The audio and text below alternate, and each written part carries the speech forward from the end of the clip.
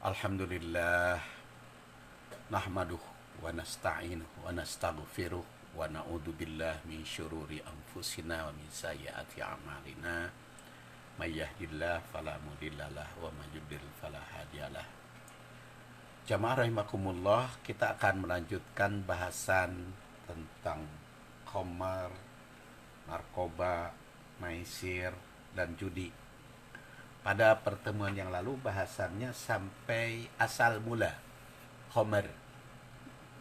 Dan ternyata dari buah-buahan atau tanaman apapun bisa dijadikan khamar, tergantung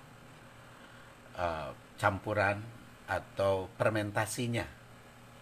Sehingga bisa dijadikan khamar barang yang haram, bisa juga menjadi rizqun hasanan. Karena di situ ditandaskan dalam surat An-Nahl ayat 67, wa min samaratin nakhil wal a'nab tattakhiduna minhu sakaron warizqon hasana inna fi dzalika laayatan liqaumi ya'qilun. Dari buah, dari korma, dari anggur atau dari tanaman yang lain, bisa saja kalian buat tattakhiduna minhu sakaron, sesuatu yang memabukkan, sesuatu yang gangguan akal, sesuatu yang menimbulkan adiktif, sesuatu yang mengganggu ketentraman dan kesadaran berpikir sehingga menimbulkan haram. Warizqon halala wa rizqon hasanan, bisa saja dijadikan rezeki yang baik yang hukumnya halal. Inna fi dzalika, sungguhnya semuanya itu la ayatan, sebagai ayat atau tanda bukti kebenaran, tanda kebesaran Allah Subhanahu wa taala liqaumi yaqilun, bagi kaum yang berpikir, yang berakal. Jadi jelas menurut ayat ini apapun bisa dijadikan narkoba, bisa juga dijadikan rezeki yang baik.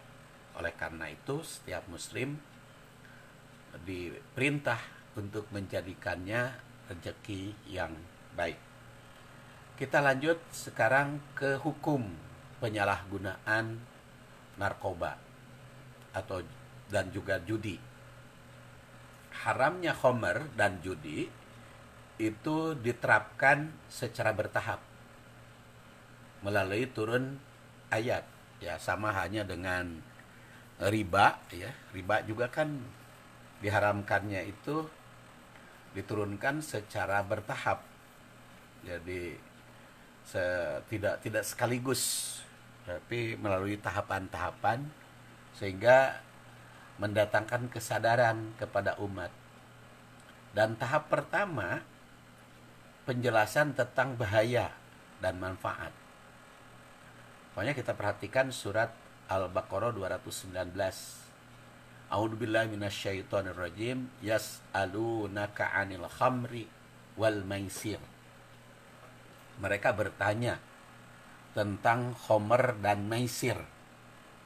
Apa itu khamar, apa itu maisir, sudah kita bahas pada penyajian bagian pertama, ya, pengertian khamar maisir. Mereka bertanya tentang hukum khamar dan maisir. Kul, jawab olehmu, fihima, di dalam khamar dan maisir itu ismun kabir, ada dosa besar. Wa manafi'u linnas, dan ada manfaat bagi manusia. Baik di dalam khamar maupun dalam maisir ada dosa besar, ada juga manfaat bagi manusia. Wa ismuhuma, sedangkan dosanya akbar, lebih besar min naf'ihima, dari manfaat. Jadi kalau sekarang ada yang berpikir bahwa di dalam khamar dan maisir itu manfaat, ya memang Quran juga menunjukkan seperti itu. Dalam khamar, sehingga di berbagai daerah ada pabrik khamar. Untung Jakarta, ya, Pak Anies Baswedan yang menutup saham terhadap homer, terhadap bir, terhadap minuman keras. Bagus itu, bagus nama di seluruh daerah harus ada keberanian. Tapi lumayan dengan kasus COVID-19 ini banyak tempat-tempat kemaksiatan ditutup. Dulu mah bulan Ramadan teh susah menghentikan pedagang makanan di siang hari. Mereka cuma nutup pakai hardeng. Jadi pura-pura pakai hardeng, padahal mereka makan di tempat tersebut yang tidak saum. Dan susah itu ditutupnya. Tapi dengan COVID-19 kan bukan hanya ditutup. Bagi yang melanggar bisa dihukum. Ada yang denda 10 juta, ada yang macam-macam ya. Sehingga Satpol PP itu bisa bertindak dengan adanya COVID-19. Jadi manfaatnya ada itu. Virus corona itu. Kan ada yang menyorotinya hanya dari sudut tidak bisa ke masjid. Kalau dari sudut tidak bisa ke masjid atau tidak ke masjid, bukan tidak bisa ya, tidak ke masjid mah sudah jelas hukumnya ada lah di dalam hadis. Jadi kalau ada virus, ada yang membahayakan, cukup ibadah di rumah masing-masing. Jangankan seperti virus berbahaya, karena hujan lebat saja tidak usah memaksakan berjamaah ke masjid kan gitu. Jadi kalau masjid mah tidak ada yang ditutup, itu hanya aktivitasnya diatur. Tapi kan lumayan tempat perjudian, tempat makanan, tempat maksiat, panti pijat atau apapun bentuknya, karaokean itu kan semuanya ditutup dengan COVID-19. Mudah-mudahan aja bisa ditutup semua. Tempat narkoba dan sebagainya nanti bisa berhenti, karena memang kadang-kadang untuk memberantas sekaligus hilang berkesulitan, sehingga Al-Quran pun di zaman Rasulullah SAW turun secara berangsur. Yang berkaitan dengan hukuman yang berat itu diturunkan secara bertahap, seperti riba, ayatnya diturunkan kan secara bertahap, mulai dari bahayanya, kemudian diterangkan hukumnya, kemudian larangannya. Ini juga diawali homer dan maisir, homer dan judi itu diawali dari penunjukan memang ada manfaat. Mungkin devisa negara, mungkin penghasilan daerah dari homer dan judi itu. Sehingga tempat judi internasional kan yang tidak pernah tidur, katanya kotanya tidak pernah tidur karena perjudian 24 jam. Gara-gara COVID-19 kan berhenti itu. Ya. Bisa berhenti itu, bisa pakem.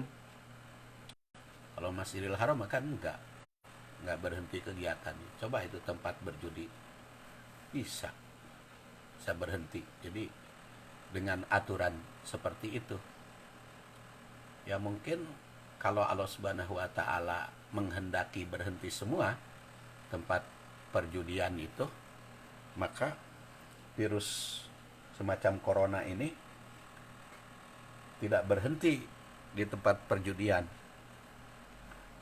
Sehingga dengan tidak ditemukan obat antinya, tidak ditemukan vaksinasinya di tempat, bisa berhenti kegiatan-kegiatan kemaksiatan. Konon kan di Cina juga sebelumnya sudah berhenti, sekarang kan muncul lagi kan yang baru. Jadi memang bagi para dai itu yang ingin menghentikan perbuatan dosa baik homer maupun judi itu ada manfaatnya itu. COVID-19 itu ya, atau virus corona ada manfaatnya untuk menghentikan perbuatan maksiat. So kalau perbuatan ibadah mah tetap berjalan. Jadi ketika ayat ini turun Al-Baqarah 219 ditunjukkanlah bahwa di dalam khamr dan judi itu ada manfaat, tetapi dosa, mengandung dosa. Dan perbuatan dosa ismuhuma akbaru min naf'ihima. Dosanya itu lebih besar daripada manfaat. Jadi artinya ada dampak negatif, ada dampak positif. Baik dalam khamr maupun judi. Tapi dampak negatifnya lebih besar daripada dampak positif. Mungkin dampak positifnya dari sudut ekonomi, tetapi bahaya bagi umat lebih besar dibanding ekonomi. Makanya pemikiran sebagai muslim itu harus mampu menetapkan mana manfaat, mana mafsadat. Kalau mafsadatnya lebih besar daripada manfaat, harus dihentikan. Sama kan? Presiden atau menteri atau siapapun di Indonesia itu kan mereka nimbang-nimbang dengan virus corona itu. Dia mau menghentikan PSBB atau lockdown atau karantina wilayah. Nah, mereka ragu karena berpikirnya ekonomi. Ya, kalau semuanya dihentikan ekonominya nggak jalan. Ya itu silahkan pertimbangkan antara ekonomi dengan bahaya kesehatan. Tinjau dari sudut kesehatan harus dihentikan, tinjau dari sudut ekonomi perlu juga jalan. Nah, kita sebagai muslim itu harus bisa mempertimbangkan mana mafsadat ke mana manfaat. Sama juga di dalam kehidupan sosial, dalam ibadah. Umpamanya antara iktikaf di masjid dan dengan memberikan bantuan. Iktikaf di masjid itu nilainya baik, nilainya ibadah. Tapi memberikan bantuan kepada umat juga bernilai ibadah. Mana yang lebih baik? Makanya pada waktu saya membahas hadis man nafasa kurbatan min kurobid dunya nafasallah yaumal qiyamah, itu saya kutipkan kan hadis. Ternyata Rasul menandaskan memberikan pertolongan, memberikan bantuan kepada orang yang butuh jauh lebih besar nilainya, nilai ibadahnya dibanding dengan i'tikaf 2 bulan atau kalau menurut hadis riwayat Hakim. Ada juga yang mengatakan i'tikaf 1 bulan di Masjid Nabawi dibanding dengan i'tikaf 1 bulan di Masjid Nabawi, mendingan membantu masyarakat yang membutuhkan. Jadi kegiatan yang sifatnya sosial lebih unggul dibanding ritual. Nah itu teh harus menjadi bahan pertimbangan bagi kaum muslimin, mana manfaat yang lebih besar. Jangan mengambil mafsadat yang lebih besar, karena darul mafasid muqaddamun ala jalbil masalih. Itu pola pikir. Meninggalkan mafsadat tuh jauh dibanding lebih bermanfaat dibanding meraih maslahat.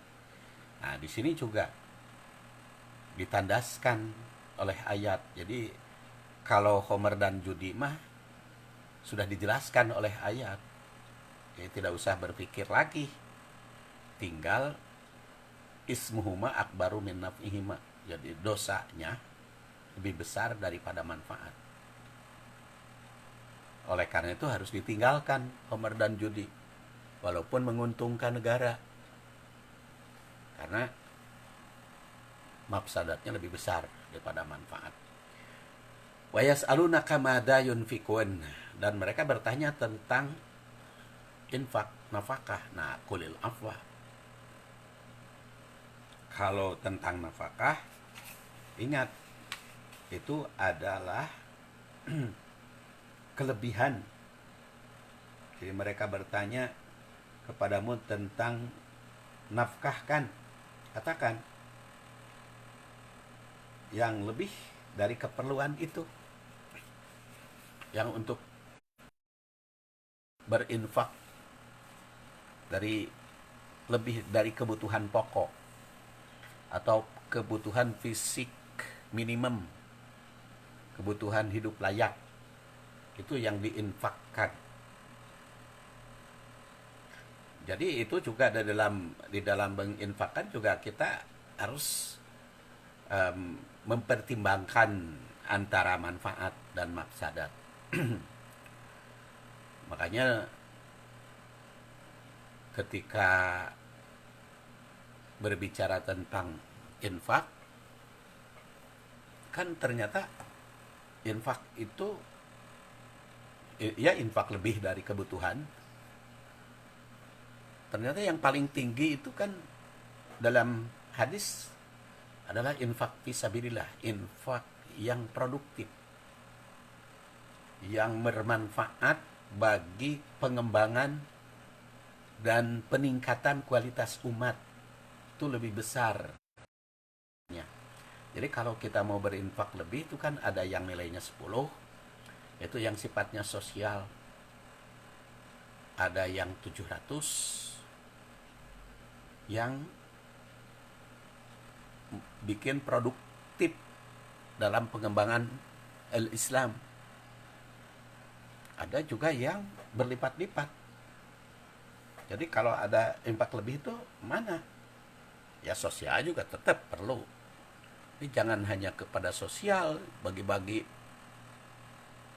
di masyarakat. Ya itu urusan kepuasan mungkin ya.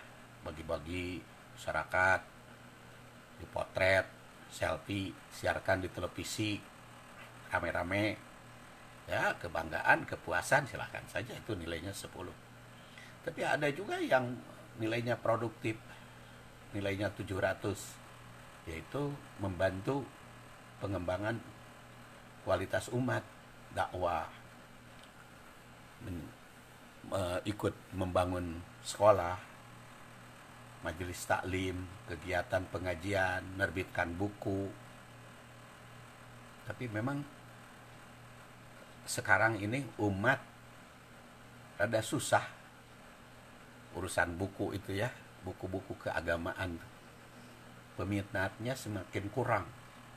Saya yang senang menulis, peredarannya itu rada seret sekarang ini. Nah, seringnya buku-buku yang laku teh buku-buku dakwah, buku-buku yang pasaran, bukan kajian.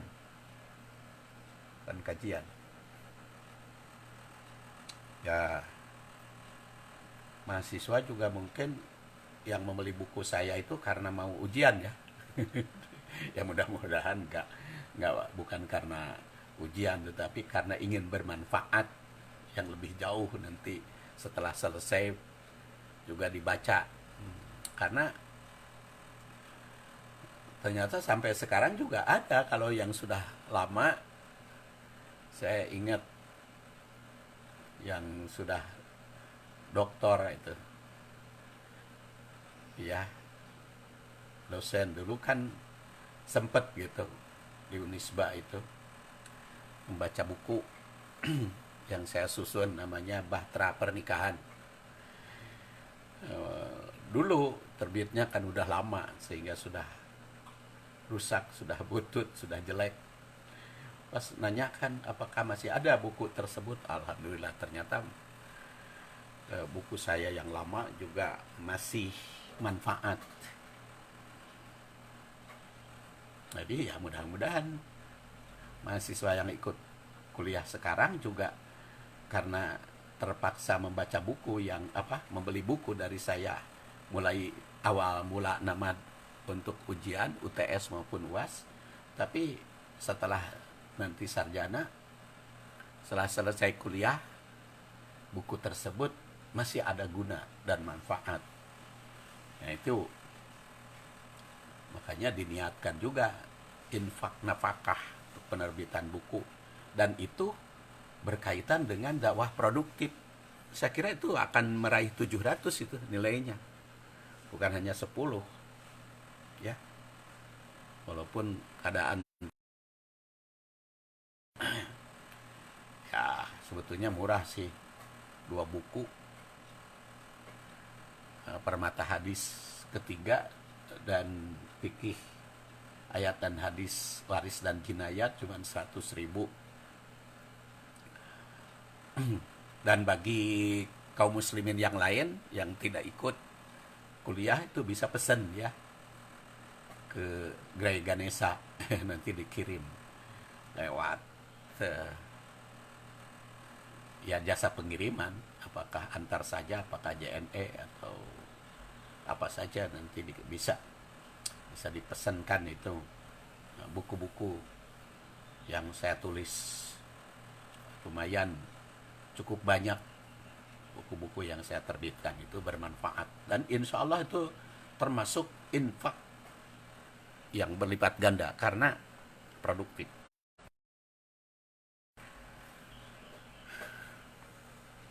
Jadi kalau saya bahas di sini lewat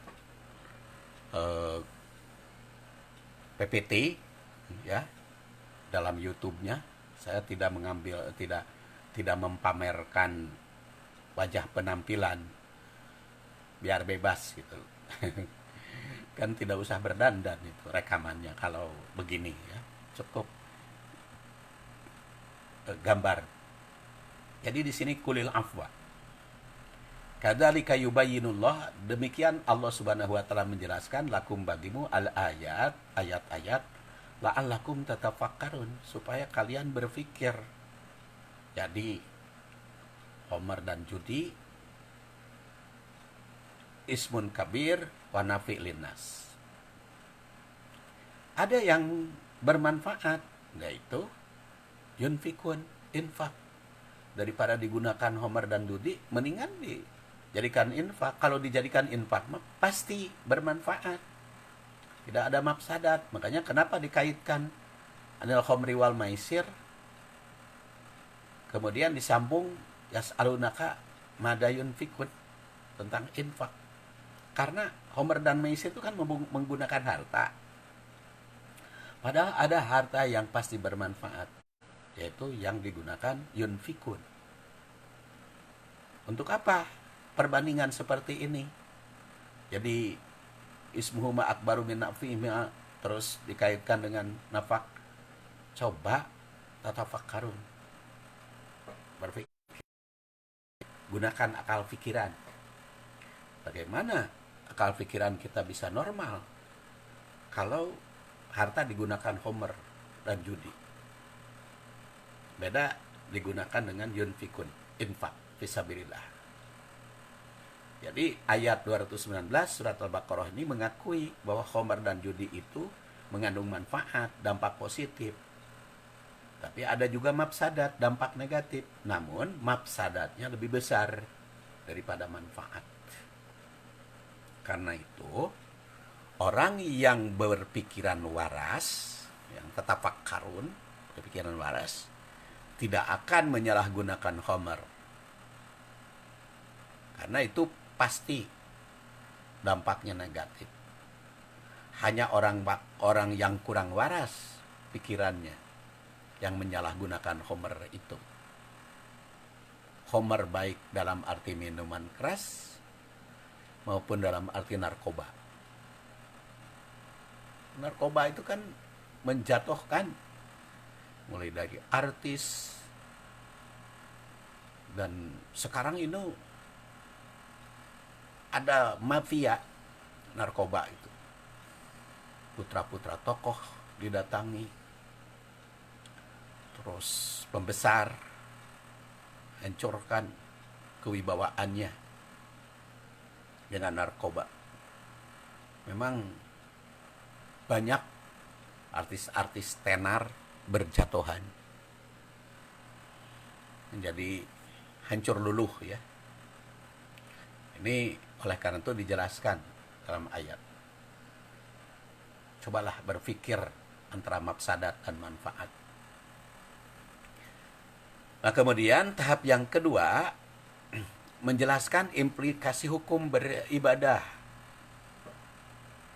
Itu surat An-Nisa 43. Allah berfirman, "Ya ayyuhalladzina amanu la taqrabus shalah wa antum sukara hatta ta'lamu ma taqulun wala junuban illa abiri sabilin hatta taghtasilu." Wahai orang yang beriman, jangan engkau dekati sholat padahal kamu dalam keadaan mabuk. Hatta ta'lamu ma taqulun, sehingga kamu tahu apa yang kamu ucapkan, sadar, benar. Wala junuban, tidak pula yang junub, illa abiri sabilin, kecuali yang junub itu hanya melewati jalan, hatta tasilu, sehingga mandi.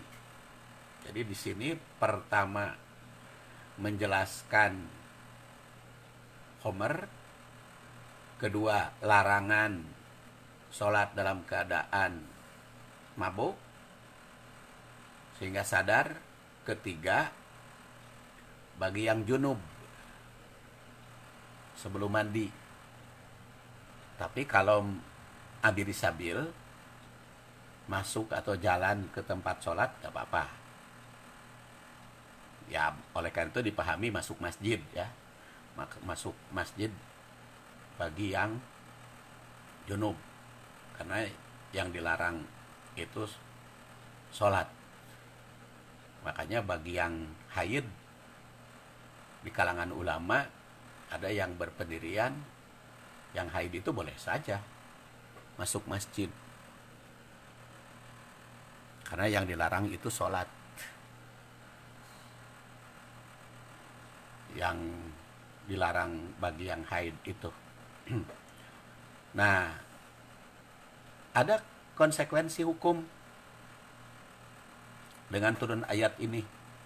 Sehingga pada saat itu kaum muslimin kalau minum homer ya waktu jauh-jauh dari sholat, karena khawatir ketika sholat masih ada pengaruh homer. Nah, jadi dengan cara demikian langkah yang kedua menjarangkan. Jadi menutup secara tidak langsung, sehingga orang itu jarang menggunakan homer itu. Karena apa? Karena sholat itu kan terus-terusan. Jadi kalau la taqrabus shalah wa antum sukara, jangan mendekati sholat dalam keadaan mabuk. Bayah kumaha atuh. Mau mabuknya pagi-pagi sholat duhur. Habis duhur kan sholat asar. Habis asar maghrib kan. Habis maghrib kan isya. Habis isya mau molor, mau tidur. Akhirnya kan waktu subuh lagi. Subuh juga begitu. Jadi akhirnya semakin lama nggak ada kesempatan untuk homer, untuk minum narkoba, minum homer, minuman keras. Jadi tidak lagi mereka dengan larangan mendekati sholat dalam keadaan mabuk, sehingga tidak ada waktu untuk minum homer. Apalagi kan bagi kaum muslimin sudah jelas sholat itu ada waktunya setiap saat ya, sebentar-sebentar aja kan. Makanya bangun subuh, sholat subuh. Nanti habis terbit matahari kan kita melaksanakan sholat duha atau isrok atau awabin. Isrok disebut isrok karena setelah terbit matahari kan. Disebut duha karena waktunya waktu duha. Disebut awabin karena kembali. Jadi ketika pekerjaan sibuk, kembali dulu kepada Allah. Makanya bisa awabin, bisa duha, bisa isrok. tertib. Itu ciri khasnya buku yang saya susun. Buku yang saya susun itu fikih ayat dan hadis. Baik tentang ibadah, pernikahan, jinayat, waris. Itu fikih ayat dan hadis. Kalau fikih ayat dan hadis mah maknanya cukup luas. Maknanya cukup luas. Jadi kembali tadi, kalau tidak boleh mabuk mendekati sholat, akhirnya tidak ada waktu untuk mabuk. Karena kalau pagi kan ada sholat duha. Setelah itu sholat duhur. Setelah sholat duhur sebentar lagi kan asar. Asar kan maghrib. Maghrib isya. Setelah isya tahajud nanti. Dan nyambung. Nah, maka dengan tahap yang kedua, sudah banyak umat yang berpikir pada satu berhenti sama sekali. Di antara lain Umar bin Khattab tuh langsung, sampai beliau itu nanya kepada Rasul, bagaimana ini hukumnya yang jelas ya Rasulullah. Ya, mereka juga tidak boleh mendekati sholat dalam keadaan mabuk, ya, karena berdampak negatif pada yang lain. Maka tahap ini pun bagi yang berpikir sudah berhenti. Maka tahap yang kedua akhirnya tegas bahwa khamr itu merupakan perbuatan setan. Di orang yang menyalahgunakan khamr dan perbuatan dosa itu sudah terkena pengaruh setan. Kabar dalam ayat 90 dari surat Al-Maidah, ya namal khamru wal maisir wal ansab wal azlam rizun min amalis syaitan fajtanibuh la'allakum tuflihun. Wahai orang yang beriman, innamal khamru, sesungguhnya khamr, wal maisir, judi, wal ansab, adu nasib, kemudian al ansab, judi, adu nasib, atau dengan penyembahan berhala, ansab, wal azlam, dan juga mengundi nasib dengan panah. Rizun itu merupakan rizun, perbuatan keji, perbuatan jorok, perbuatan kotor, min amalis syaiton, dan termasuk perbuatan setan. Fajtanibu, jauhilah olehmu, la'allakum tuflihun, agar kalian meraih kemenangan. Di sini disebut rizun, jadi kotornya rizun. Kalau rizun itu kan lebih kepada kotornya bukan jasmani, ya. Kenapa saya katakan bukan jasmani? Karena kan khamr itu yang kotor bukan jasmaninya, bukan barangnya. Karena khamr itu bisa saja dibuat dari korma, dari anggur, atau dari tumbuh-tumbuhan yang lain, dari ganja dan sebagainya. Kan barangnya itu tidak kotor, bersih, ya. Begitu juga maisir, judi, bisa berupa dadu, bisa berupa bukan kenceleng, ya, dadu-dadu, tempat-tempat itu, bola-bolaan dan sebagainya. Maisir itu kan barangnya bagus-bagus, tidak kotor, tidak menjijikan. Begitulah juga ansob, ya, kepada berhala, azlam, donasi, perjudian. Makanya risun di situ. Makanya kalau taun, penyakit taun, penyakit yang wabah itu kadang-kadang oleh Rasul disebut rizun, pakai zai, ada rizun. Jadi memang itu bisa dua-duanya. Kalau virus seperti corona atau taun bisa rizun. Nah di sini Homer judi ansob ajlam rizun min amali syaiton, dari perbuatan setan. Jadi ini mah lebih keras, lebih tegas. Tahap yang ketiga mah fajtanibuh, maka jauhi.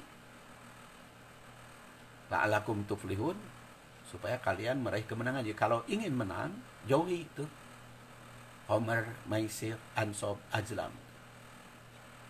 Karena itu perbuatan setan. Ini sudah semakin keras kan. Kalau pertama hanya berbicara manfaat mafsadat, kedua jauhi karena akan sholat. Kalau ketiga ini perbuatan setan yang harus dijauhi kalau ingin meraih kesuksesan. Ya, tegas mengharamkan Homer dan judi di sini.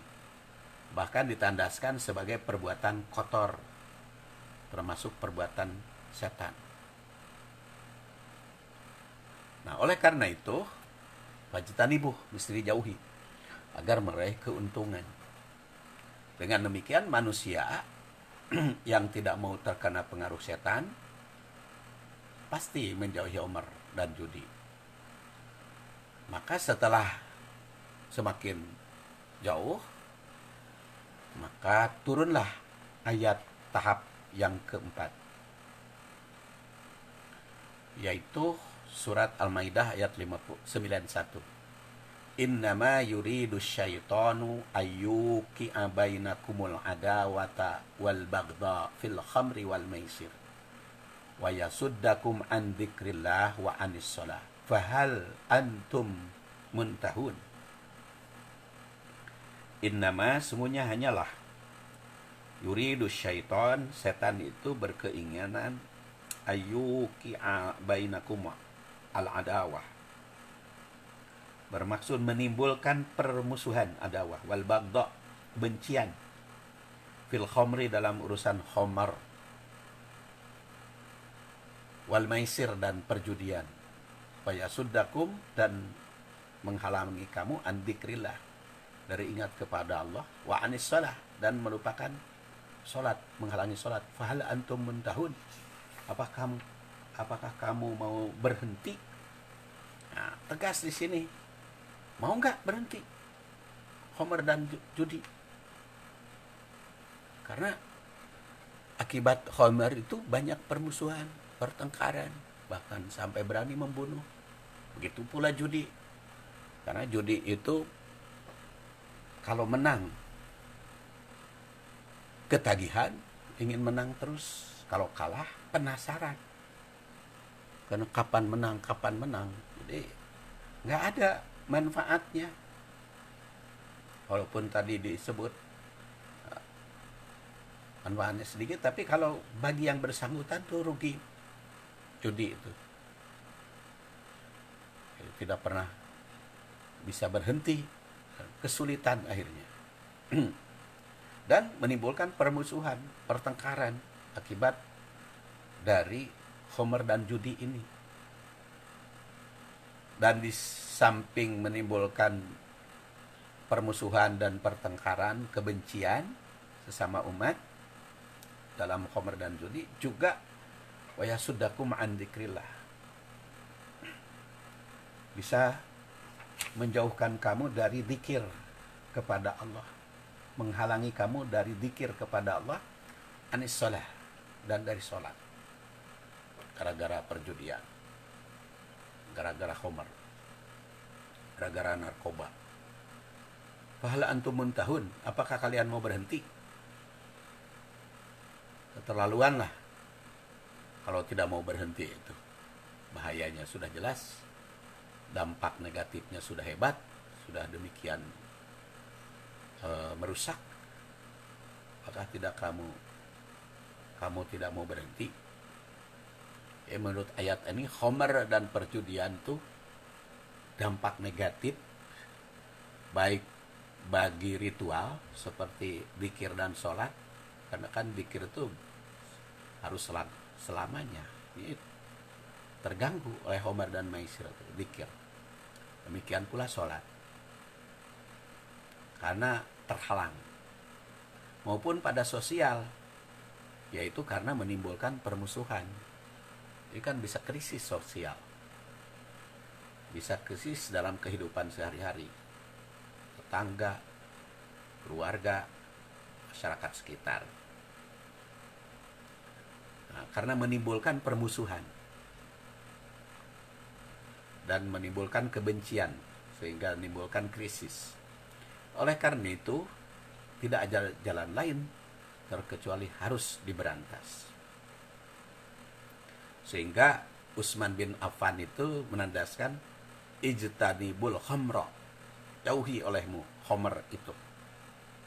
Fa innaha ummul khaba'is, karena khamr itu merupakan induk dari perbuatan dosa, induk dari perbuatan maksiat, induk dari kebencian, pertengkaran dan permusuhan. Nah, tidak ada jalan lain, jauhi khamr